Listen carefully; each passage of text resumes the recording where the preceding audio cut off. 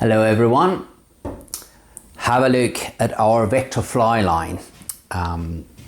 One of our best-selling success of all time, and we have had this line for quite a few years and it's still going strong, and for obvious reasons it is a superb line.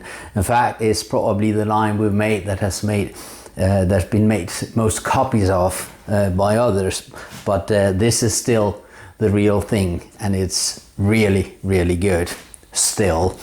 It is, you know, like a bullet type shaped line where you have part of the head has more weight to it, and that's in the front of the head, meaning you get into a casting rhythm right from the beginning, right from the first meters you have out.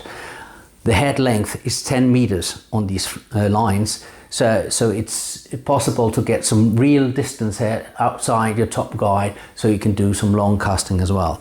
It's a very easy line to make long cast with, and that is probably why it was so popular right from the beginning, especially among fishermen who fish for stock rainbows and along coastlines, for the ones that use weight forward lines for that type of fishing.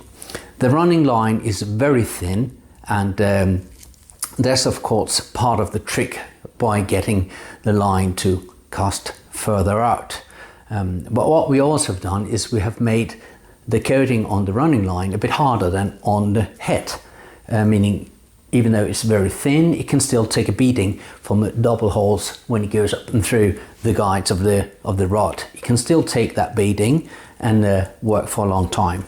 It comes in 4 different versions. We have a full floater, we have one that has an intermediate head, and we have one that is with a head that is sinking 4, meaning 4 inches per second. And then we have a full intermediate where the running line is also intermediate, and that particular line is clear with a clear coating all the way through, also the running line. The other lines looks like this, with a colored head and a different color running line. And then one thing, of course, you can check is take a look at this loops that we have on these lines, how narrow they are.